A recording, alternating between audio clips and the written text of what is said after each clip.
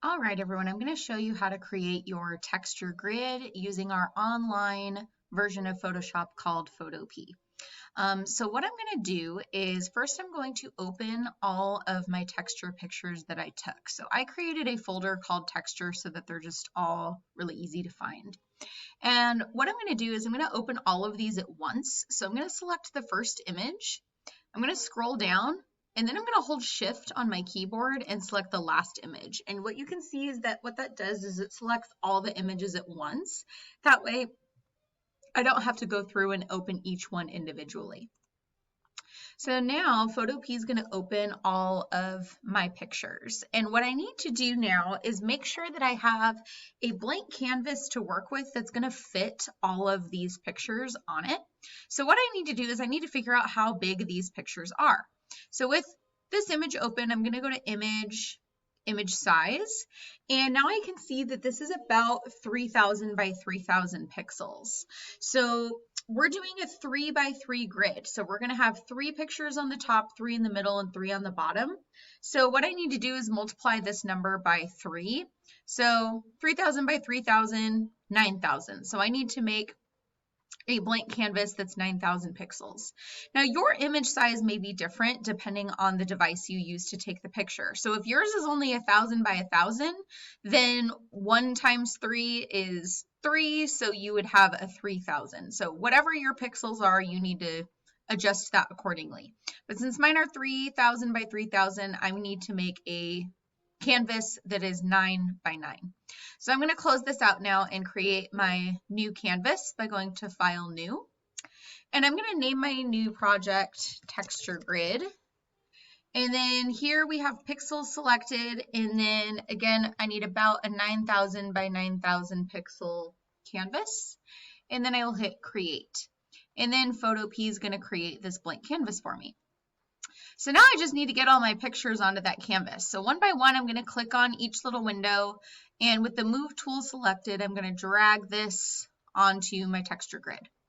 And then I can exit out of that one because I don't need it anymore, just so I can kind of keep track better.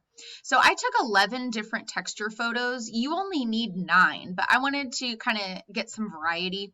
So I'm going to go through and pick the ones that I really like first. Now see, I don't see my brick picture anymore.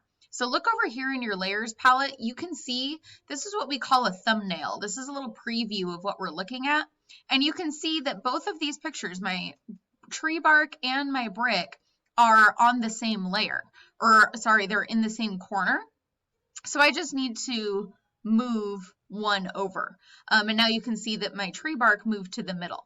So if you don't see something, check your layers. It'll give you a little preview of, remember that they're stacked on top of each other. So that's why I couldn't see it. All right, now I can leave my tree bark. Now I can move on to my carpet texture and move that where I want it to go. And then we'll get rid of the carpet. We'll do the rock texture. That one into place. Grass, get some color in there. This kind of dirty wall that I found had kind of a nice texture to it. So you're just repeating the same motions over and over. So you're clicking through, using the move tool, and then you're just dragging your pictures onto your canvas.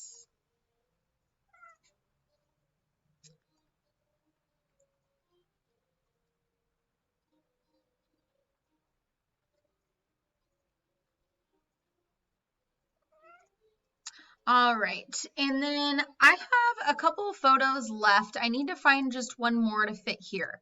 Now, I mentioned in the directions that you should photograph your pictures all ready to be a square format so that you don't have to do an extra step of cropping. But on this one, I didn't photograph it to a square. So I'm going to crop this. I'm going to select my crop tool. And instead of free up here in the top, I am going to do a fixed ratio of 1 to 1. So that way it will automatically be a square shape. And then I'm just going to move this little grid. I know it's kind of hard to see, but I'm going to move this grid to where I want it to be cropped. And then I'll hit that check mark. and then it cropped it out.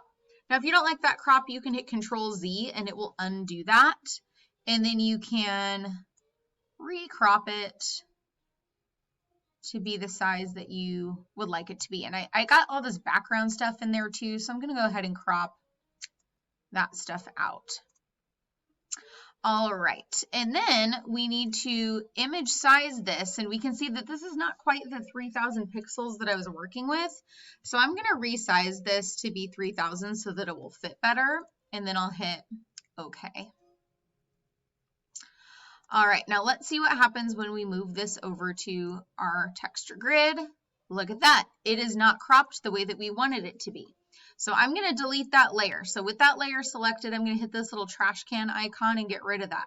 Now the reason is that we did not save this. So if you have to make changes, if you need to crop some things and resize like I did, now I need to save as PSD, and then it will save the version of this photo. So now, if I open this new one and drag this one over, now we have the cropped version. But notice it's not quite the size I need. So here's another adjustment that I'm going to have to make. So with this layer selected, I'm going to go to Edit, Transform, Scale.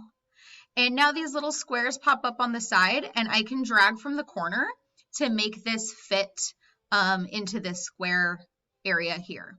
So what you need to make sure you do is hold Shift on your keyboard. Here's what happens if I don't hold Shift. I can like stretch this in all kinds of crazy ways.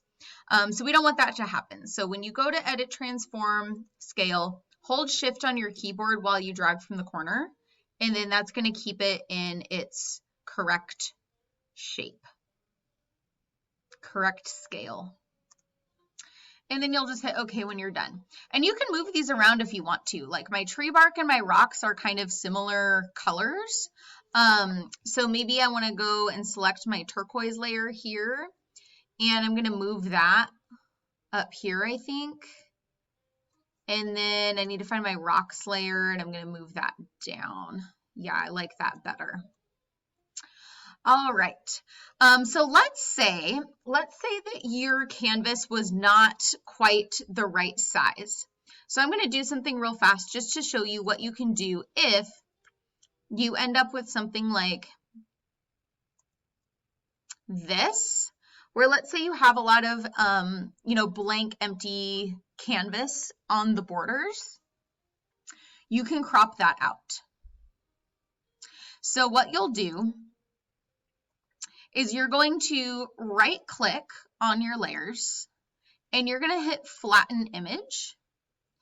And what that's going to do is get turned all of my layers into just one. So you don't want to do that until you're completely done and you're happy with the way that it looks, because now I can't adjust my layers anymore. But what I can do is crop out this stuff that I don't need. So I can now go back to my crop tool, and I can drag to select just my texture grid and hit that check mark, and then boom, there's my texture grid all nice and done and cropped out. Now what you can do is you can edit this. So even if you didn't have to crop anything out, you still want to go through that right click and flatten image part so that we have just one picture to work with here. And you can close out these other tabs. We don't need those anymore since my texture grid is complete. Now we're going to play around with contrast. Contrast is going to really make these textures pop. So I'm going to go to Image, Adjustments, Brightness, and Contrast. And you can move this window so you can see it a little bit better. And I'm going to start moving this contrast up quite a bit. And you can see the textures really start to enhance. If I turn my contrast way down, you can see that the textures aren't as vibrant anymore. So I'm going to turn my contrast up to whatever you're happy with. Once you like really see those detailed textures, and then you can hit OK. Another thing you can do is go to Image, Adjustments, Hue and Saturation, or Vibrance. And I can play around with my saturation if I want to make the colors pop a lot more. See what happens when I turn it like way up? They get really bright. That's a bit too much. But just enough to make the colors really pop. Once you're happy, hit OK. Now we're ready to save this once you're happy with it. So we'll go to File, Export as JPEG file. And then you don't need to worry about any of these settings. Just hit save. And then there it goes. It automatically saved to my computer, my texture grid photo. And then this is what you will turn in on Google Classroom. So good luck and happy editing.